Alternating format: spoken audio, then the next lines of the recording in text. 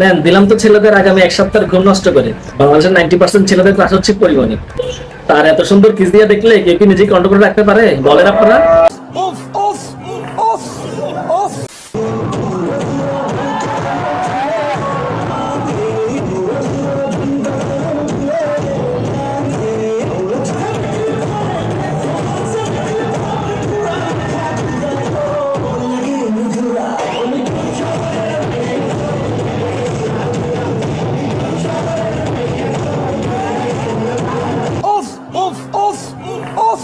আমার মতে সাকিব আর পরিমণি পারফেক্ট জুটি। যেহেতু রাজগুবলি বিয়ে করে ফেলছে, তাই সাকিব খানের উচিত কি জানেন, পরিমণির দায়িত্ব নিয়ে ফেলা।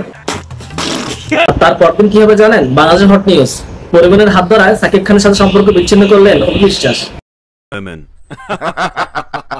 বন্ধুরা ভিডিওটি মজা করে বানানো, কেউ আবার ডিপলি নিন না।